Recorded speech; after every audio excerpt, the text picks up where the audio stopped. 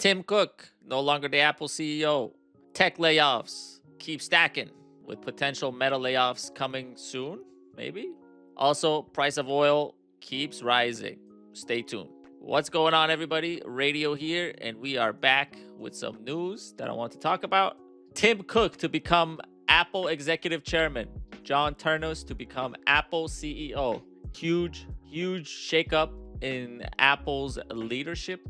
This is not a big surprise. There was rumors of this move happening earlier last year. I think it was around November-ish, October, November-ish, that we were hearing murmurs of Tim Cook stepping down. And I think that was probably when they were trying to kind of figure out who would take over. Apple announced that Tim Cook will become executive chairman of Apple's board of directors, and John Ternus, senior vice president of hardware engineering, will become Apple's next chief executive officer, effective on September 1st, 2026. This is massive news. Tim Cook has been Apple CEO for a long time, and he cultivated Apple into a brand that is very lucrative. Apple has been one of the most valuable companies in the world, and they keep stockpiling cash and making a lot of money. They have not been taking as many risks as they would have if it was somebody else at the helm as the CEO. Tim Cook has been playing it safe-ish. They've experimented with some stuff. The Apple Vision Pro, for example, that was a big gamble for them, and it didn't really pay off like they think they would. But overall, I think the consistency of Apple and their relentless marketing and their relentless strategy to push iPhone and Apple products, the success of AirPods has been huge. All of this has been happening under Tim Cook's leadership, so I think he definitely left a big impact on how Apple operates, and I'm looking forward to see what our friend John Ternus has in store for us. Ternus joined Apple's product design team in 2001 and became a vice president of hardware engineering in 2013. He joined the executive team in 2021 as a senior vice president of hardware engineering. Throughout his tenure at Apple, Ternus has overseen hardware engineering work on a variety of groundbreaking products across every category. He was instrumental in the introduction of multiple new product lines, including iPad and AirPods. Oh, that's nice. So AirPods were definitely were worked on by Ternus. That's one of the main products of Apple right now, and they sell them like hotcakes, as well as many generations of products across iPhone, Mac, and Apple Watch.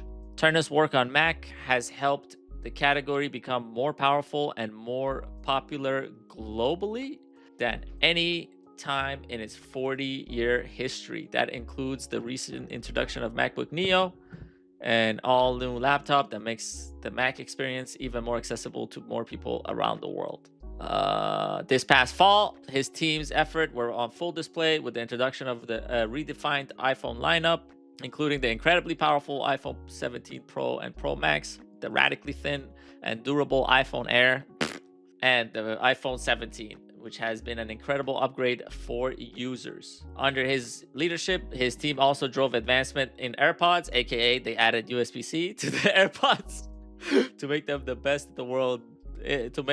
world's best in-ear headphones with unprecedented active noise cancellation, as well as the capability to become an all-in-one hearing health system that can serve as over-the-counter hearing aids.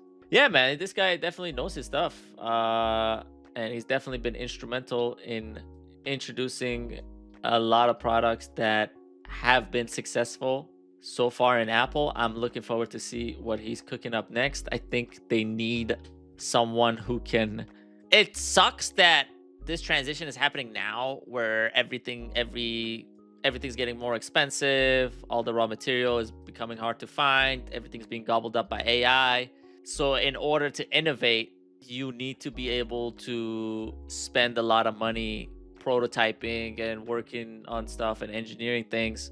and that requires raw material, that requires a lot of manpower, and especially in this day and age, it'll be interesting to see what they will cook up, and is John Ternus as safe as Tim Cook in leading Apple. So yeah, I'll be interested to see what happens from September 1st on. Next up, tech layoffs top 73,000 in 2026 as AI drives cuts at Meta, Oracle, others. Layoffs in the tech sector are accelerating, with more than 73,000 roles already eliminated across 95 companies in 2026. This is 2026 only. The latest major firm to announce job cuts is Meta Platforms. In comparison, total layoffs for the whole of 2025 stood at 124,201. Holy. These figures are from layoffs.fyi, which monitors such developments in the sector. Artificial intelligence and automation are key drivers of this shift, with most of the culling in 2026 linked to AI-led restructuring. I think we talked about that in one of my videos over the weekend. That's what they say it is. We don't know exactly what their big plans are. They're saying it's AI. They're saying we're automating everything, but at the same time, it's hard to believe them when AI is very slowly developed. It's not very slowly. AI has been developing, but it's not as all powerful and all amazing as they promise it to be. So it's not as smart as we want it to be. It's not as capable as we want it to be. And they always iterate on it, and it improves more and more and more. The models that we have right now are amazing. They do so many amazing things, but there's still so many issues, and there's still so many things to improve on that I'm surprised they're laying off this many people this early, where I think at some point they're gonna feel the burn of shedding this many jobs. Meta to shed 8,000 jobs. Mark Zuckerberg led Meta is reportedly preparing to cut 8,000 jobs in one of its biggest such moves in recent years. According to Reuters, the company plans to reduce about 10% of its global workforce in initial rounds. The layoffs are expected to take place on May 20th. The report said further cuts are also being considered for the second half of the year, although details of such timing and scale have not been finalized. Okay. All right. Jesus Christ, man. And then Oracle, we talked about. Snap, I think we talked about. Altigen, 1,600 employees. Oh my God. Yeah, man. It's been incredible. It's been incredibly awful to see this many jobs getting cut, and a lot of people a lot of people having to struggle to survive just because a few companies want to improve their margins. And this is gonna have a big impact in the future, especially if if it's going the same way for years to come, and if AIs keep getting better and better and they keep laying off more and more and more people. It'll be a shock to the economic system that we have this many people unemployed and struggling to survive. We can't have like 10,000 door dashers in a in a 2-mile area. You know what I mean? Not everybody can DoorDash. Not everybody can Uber just to make ends meet. And yeah, it'll be I hope things go well in the future. I'm not looking forward to any more bad news, but we got some more. Oil prices surge amid mixed signals on US-Iran peace talks. Brent crude rises more than 7% as Washington and Tehran offer conflicting accounts on ceasefire negotiation. This has been the most cursed ceasefire negotiation that I have ever seen.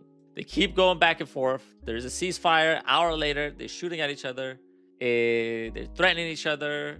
They're friends one day, not friends. They're okay with each other one day. The next day, they're taking over ships and stuff.